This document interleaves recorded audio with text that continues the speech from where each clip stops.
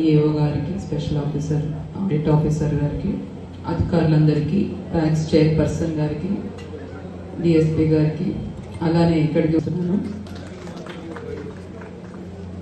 ప్రజాపాలనలో మన ప్రజాప్రభుత్వం ప్రజల సమస్యలు ఏ విధంగా పరిష్కరించాలని ఎప్పుడు కూడా ఆలోచిస్తూ ఉన్నారు. అలానే దాంట్లో ప్రధానంగా రైతుల యొక్క భూ సమస్యలు పరిష్కరించాలని మంచి ఉద్దేశంతో భూభారతి చట్టాన్ని తీసుకురావడం జరిగింది. ఇంతకు ముందున్న సిస్టంలో రైతులు అనేక సమస్యలు ఎదుర్కొంటున్నారు. వారి భూ సమస్యలో ఉన్న మాడ్యూల్స్ అర్థం కాకపోవడం, ప్రతి సమస్య కూడా జిల్లా కార్యాలయాలకు, సిసిఎల్ఏ కార్యాలయాల వరకు వెళ్ళడం, ఆ సమస్య పరిష్కరించడంలో చాలా ఆలస్యం అవ్వడం, ఇటువంటివి 2-3 సంవత్సరాలు గడిచినా కూడా సమస్య పరిష్కరించకపోవడం, ఇవన్నీ కూడా దృష్టిలో పెట్టుకొని ఒక మంచి చట్టాన్ని తీసుకురావాలి. రైతుల సమస్యలన్నీ కూడా పరిష్కరించాలి, రైతులకు వారి యొక్క భూ హక్కులు అందించాలి అని ఒక మంచి ఉద్దేశంతో ఈ చట్టాన్ని గౌరవ ముఖ్యమంత్రి గారు, గౌరవ రెవెన్యూ శాఖ మంత్రులు తీసుకురావడం జరిగింది. భూభారతి చట్టంలో ముఖ్య అంశాలు ఏంటివి? ఇంతకు ముందున్న సిస్టమ్ లో ఒకసారి డిజిటల్ సిగ్నేచర్ అయితే ఆ పేరు మార్చాలంటే దానికి సివిల్ కోర్టుకే వెళ్లాల్సిన అవసరం ఉండేది. మా దగ్గరికి ప్రజావాణిలో కూడా చాలా కంప్లైంట్స్ వచ్చేవి. మాకు తెలియకుండా మా పేర్లు, మా భూమిని వేరే వాళ్ళు చేసుకున్నారు, ఇప్పుడు మా పేరు వెలిపించండి అని. అండ్ మేము ఈ భూమి వదిలేసి వెళ్ళినప్పుడు, అంటే వేరే ఊర్లోకి వెళ్ళినప్పుడు కూడా వేరే మా వాళ్ళు చేసుకున్నారు, వారి పేర్లు మార్చండి అని చాలా సవరణలు కోరుతూ మా దగ్గరకు వచ్చేవారు. కానీ అప్పుడు కేవలం సివిల్ కోర్టునే ఆశ్రయించమని చెప్పాల్సి వచ్చేది. కానీ ఇప్పుడు మీరు భూ హక్కుల రికార్డులో ఎటువంటి సవరణ కావాలన్నా కూడా ఏడాది లోపల మీరు దరఖాస్తు తహసీల్దార్ ఆఫీస్ ముందే మీరు అందించవచ్చు. అటువంటి దరఖాస్తులన్నీ కూడా పరిశీలించి 60 రోజుల్లోగా తహసీల్దారు ఆ సమస్యని పరిష్కరిస్తారు. అలానే తహసీల్దార్ ఇచ్చిన ఆర్డర్తో మీరు సంతృప్తి చెందకపోతే అప్పీల్ వ్యవస్థ కూడా ఈ కొత్త చట్టంలో ఏర్పాటు చేయడం జరిగింది. సివిల్ కోర్టును ఆశ్రయించాల్సిన అవసరం లేదు, రెవెన్యూ కోర్ట్స్ లోనే మీ సమస్య పరిష్కారం అవుతుంది. అంటే ఎంఆర్ఓ గారు ఇచ్చిన ఆర్డర్ అగైన్స్ట్ ఆర్డీఓ గారి ముందు మీరు అప్పీల్ వేసుకోవచ్చు. ఆర్డీఓ గారు ఇచ్చిన ఆర్డర్ తో కూడా సంతృప్తి చెందకపోతే జిల్లా కలెక్టర్ గారి ముందు అప్పీల్ వేసుకోవచ్చు. జిల్లా కలెక్టర్ గారు ఇచ్చిన ఆర్డర్ తో కూడా సంతృప్తి చెందకపోతే ల్యాండ్ కూడా ఆర్డర్స్ తీసుకొని వచ్చి ఉంటారు. అవన్నీ పరిష్కారం చేయడానికి ఇప్పుడు ఆర్డీఓ గారికి అధికారం ఇవ్వడం జరిగింది. అధికారాల వికేంద్రీకరణ కూడా జరిగింది. సో ఇటువంటి సమస్యలన్నీ కూడా ఆర్డీఓ గారు 30 రోజుల్లోగా ఎంక్వైరీ చేసి పరిష్కారం అన్నది చూపించాల్సి ఉంటుంది. ఈ విధంగా ప్రతి సమస్యకు కూడా ఒక కాల పరిమితి పెట్టడం వల్ల జవాబుదారీతనం అన్నది అధికారుల మీద పెంచడం జరుగుతుంది. అలానే రైతుల భూ సమస్యలు కూడా త్వరగా పరిష్కారం అవ్వాలి అనే ఉద్దేశంతో ఈ నిర్ణీత కాల పరిమితి అన్నది ఏర్పాటు చేయడం జరిగింది.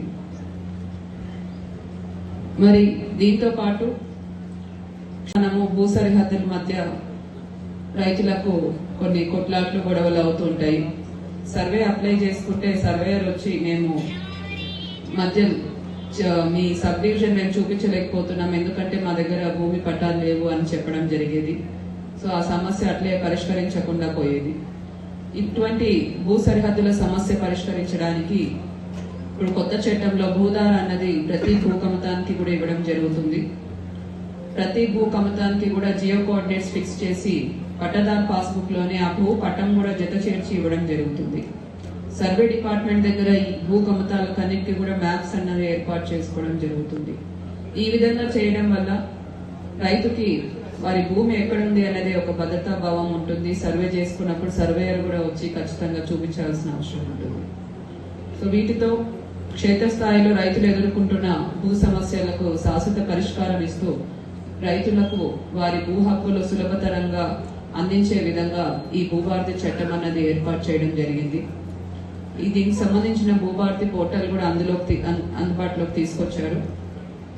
మరి దీంట్లో ఉన్న 6 మాడ్యూల్స్ లో కొన్ని మాడ్యూల్స్ ఆల్రెడీ వచ్చాయి కూడా, మిగతా కూడా మే నెల, జూన్ నెల లోపల అన్ని కూడా అందుబాటులోకి రావడం జరుగుతుంది.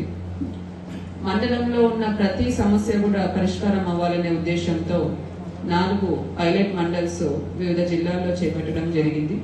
మన జిల్లాలో కూడా ఒక పైలట్ మండల్ త్వరలో మనం ప్రారంభించనున్నాము. అలానే జిల్లా మొత్తం కూడా త్వరలో అన్ని భూ సమస్యలు కూడా పరిష్కారం చేయాలనే ఉద్దేశంతో అందరం కూడా ముందుకు వెళ్తున్నాము. మరి భూభారతి చట్టంలో ఉన్న ప్రొవిజన్స్ రైతులందరూ కూడా అర్థం చేసుకొని సద్వినియోగం చేసుకోవాలని కోరుతున్నాను. మన రెవెన్యూ డిపార్ట్మెంట్ కూడా భూ సమస్యలన్నీ కూడా త్వరగా పరిష్కరించి రైతులకు వారి భూ హక్కులు అందించే విధంగా కృషి చేయాలని కోరుతూ నావల్కింద మండల రైతులు అధికారులందరికీ కూడా ధన్యవాదాలు తెలియజేస్తూ సెలవు తీసుకుంటున్నాను. పనిచేయకపోతే ఎవరికి రాదు. ఇప్పుడు చెప్తా ఉన్నా 5-6 గ్రామ పంచాయతీలో సిలిండర్ లేదు, 200 యూనిట్లు ఫ్రీ లేదు, మనకు ఇటువంటి పరిస్థితి ఉంది అక్కడ. సరే ఇప్పుడు ఇండ్లు వచ్చినాయి, మన రేషన్ కార్డులు వస్తాయి, ప్రతిదీ కూడా అప్లికేషన్ సూచిస్తారు.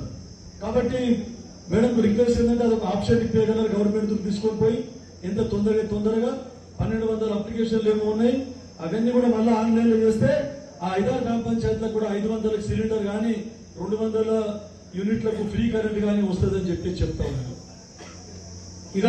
ఇక్కడ చాలా సమస్యలు ఉన్నాయి. అక్కడ కంపెనీలో ఉన్నట్టు సిబిఐ కేసులు ఉన్నాయి. సిబిఐ కేసులు 13 ఎకరాల మీద ఉంటే ఆ సర్వే నెంబర్ లో ఉన్న మొత్తం 130 ఎకరాలు కూడా ప్రొహిబిషన్ లో పడింది. సర్వే నెంబర్ 44 ఇక్కడ 19 తాండా అని చెప్పి చెప్తా ఉన్నారు ఎనక్పల్లి. ఇటువంటి ఇంకా చాలా ఉన్నాయి.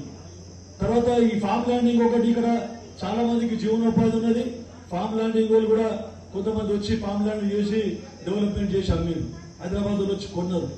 సరే అప్పుడు మేడం ఇక్కడ అవకతవకలు జరుగుతున్నాయంటే ఆపేషన్, అంటే చాలా మందికి నష్టం అవుతుంది మేడం. ఇక్కడ రైతులందరికీ మా భూముల ధరలు పెరగాలంటే అది గుంటలో ఉన్నా కూడా మీరు రిజిస్ట్రేషన్ చేసే విధంగా తహసీల్దార్లకు చెప్పండి అని నేను చెప్పిన. పాపం దయదర్శి మేడం కూడా ఆ రోజు మా కోరిక విన్నవించి అందరికి గుంటలు కూడా రిజిస్ట్రేషన్ చేసుకోవచ్చు అని. కానీ కొంతమంది పెద్ద భూస్వామి రియల్టర్స్ ఉన్నారు. ఎందుకంటే మీరు నీమ్స్ బోర్డు చూస్తా ఉన్నారు, దగా మొత్తం మోసం. ఆ రోజు అందరికీ ఫామ్ ల్యాండ్ వాళ్ళకి మీటింగ్ పిలిస్తే అందరూ వచ్చారు ఆడియో సమక్షంలో, కానీ ఆయన రాలేదు. ఆయన మీద వికారాబాద్ తాండూరులో కూడా ఇంకా కేసులు నడుస్తా ఉన్నాయి. ప్రజలకు ఫస్ట్ వచ్చింది ఆయన, చాలా మోసం జరిగింది. అందుకని కొంతమంది ఇప్పుడు ఇంకా కొంతమంది చెప్పారు, సార్ ఇక్కడ ఫామ్ ల్యాండ్ వాళ్ళు 2 ఎకరాలు ఉన్నారు, కానీ మా అన్నదమ్ములను కూడా 2 ఎకరాలు కలిపి 4 ఎకరాలు కలుపుకున్నారు సార్ అని. ఇక నేను పోలీస్ డిపార్ట్మెంట్ కూడా కోరుకుంటున్నా, ఎప్పుడు మనము రియల్టర్లకు మద్దతు పలకకూడదు, రైతుల తరఫున ఉండాలి, రైతుల తరఫున మద్దతు పలకాలని చెప్పేసి చెప్తాను. సోదరులారా ఇంకా టైం లేదు, మళ్ళీ పోవాలి. ఇంకా 3 మండలాలు ఉన్నాయి, అందరికి కాలేదని చెప్తాము. 80% మందికి రైతు రుణమాఫీ అయింది. ఇక్కడ కూడా మీరు చూస్తే 32 కోట్ల రూపాయలు నాగల్గీత మండలంకు 32 కోట్ల రూపాయలు రైతు రుణమాఫీ కావడం జరిగిందని చెప్పి చెప్తా ఉన్నాను. కంకి మండలంకు 50 కోట్ల రూపాయలు రుణమాఫీ అయింది. నారాయణఖేడ్ మండలంకు 52 కోట్ల రుణమాఫీ కావడం జరిగింది. ఇట్లాంటి మరి ఇంకా రాలేదంటే మరి ఎక్కడ పోయినట్లు అవి మాట్లాడలేదంటే మీకు చెప్తాము, ఒకటి అర్థం చేసుకోండి. ఇంకోటి ఇక్కడ ఒక పొరపాటు ఏం జరిగిందంటే ఒక ఆమె ఎంఆర్ఓ ఉండేప్పుడు, ఎంఆర్ఓ ఉన్నప్పుడు ప్రజాపాలనలో ఎన్నైతే మనం దరఖాస్తులు పెట్టుకున్నామో మన కొత్త ప్రభుత్వం ఏర్పడినప్పుడు లెటర్ ఉంటుంది, కానీ ఆబ్సెంట్ ఉంటుంది. ఆఫీసర్లు కూడా చాలా మంది ఈ నాగిలిగీత మండలంలో ఇంతకు ముందు ఉన్న తహసీల్దార్ మీద కూడా ఎన్నోసార్లు కంప్లైంట్ ఇవ్వడం జరిగింది. ఆమె రాజు లీవ్ పెట్టది, కానీ వారం రోజులు ఆఫీస్కు రాకుండా ప్రజల పనులు ఎట్లయితాయి. అందుకని నేను మళ్ళొకసారి అందరి అధికారులకు అందరికి చెప్తా ఉన్నా, ఒకటే కాదు, రెవెన్యూ ఒకటే కాదు, అందరి అధికారులకు నేను చిత్తశుద్ధితో పనిచేయవలసిన అవసరం ఉన్నది. అప్పుడే ప్రజా సమస్యలు తీరుతాయి, ప్రభుత్వ పథకాలు ఇంప్లిమెంట్ అవుతాయి, అందరికి బీదోలకు లాభం అవుతాయని చెప్పి చెప్తా ఉన్నాను. Very much serious madam. మీరు కూడా తమ దృష్టికి తీసుకొస్తున్నా, కొంచెం క్షుణ్ణంగా అందరికి మీరు ఇన్స్ట్రక్షన్స్ ఇవ్వండి, అధికారులందరూ కరెక్ట్ పనిచేసే విధంగా. లేకుంటే మనం మీద ఇటువంటి సమస్యలను అధిగమించాలని ఈ రోజు మీకు సరళీకృతంగా ఈ భూ ప్రక్షాళన దీంట్లో భూభారతి చట్టం తీసుకురావడం జరిగింది. ఈ భూభారతిలో మీరు ఏ సమస్య ఉన్నా ఫస్ట్ తహసీల్దార్ లెవెల్ అయిపోతుంది, 50%, ఇంకో 25% ఆడియో లెవెల్ అయిపోతుంది.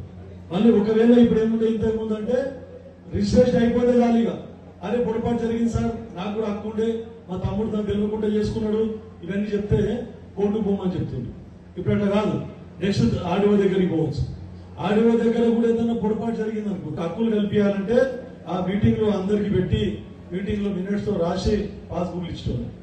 మళ్ళీ పొజిషన్ లో చూస్తుండ్రి, అప్పుడు విఆర్ఓలు కానీ ఆర్ఐలు కానీ పోయి దీంట్లో జాగా మీద ఉన్నారా లేదా, ఎన్ని ఎకరాలకు ఉన్నారు మీకు తెలుసు.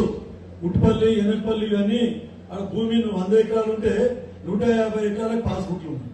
ఉన్నాయా లేదా? భూమి ఉన్నది 100 ఎకరాలు, కానీ పాస్బుక్లు 150 ఎకరాలు. భూమి పెరగదు కదా, కానీ అప్పుడు పాస్బుక్లు అట్లా విచ్చలవిడిగా ఇచ్చారు. కాబట్టి దాన్ని చూసి, రికార్డులన్నీ చూసి ఫస్ట్ ఎవరు భూమిలో ఉన్నారు, ఎవరు పేరు ఉన్నది 54 కాసురా, తర్వాత వాళ్ళందరికీ ఉంచి వేరే వాళ్ళకు తీసేసే విధంగా, లేదంటే 5 ఎకరాలు ఉన్న వాళ్ళకు 3 ఎకరాలు ఇచ్చి ఇంకా 2 ఎకరాలు వేరే వాళ్ళకి ఇచ్చి ఇట్లా అడ్జస్ట్మెంట్ చేయడం జరిగింది. ఇప్పుడు రికార్డు తారుమారయ్యే ప్రసక్తి లేదు. మళ్ళా దాన్ని రద్దుపరిచింది అసైన్మెంట్ కమిటీ. ఇప్పుడు మళ్ళీ అసైన్మెంట్ కమిటీ మళ్ళీ కొత్తగా తీసుకొస్తున్నది. Hi everybody, this is Kiriti Damaraju. Like, share and subscribe to Saira TV.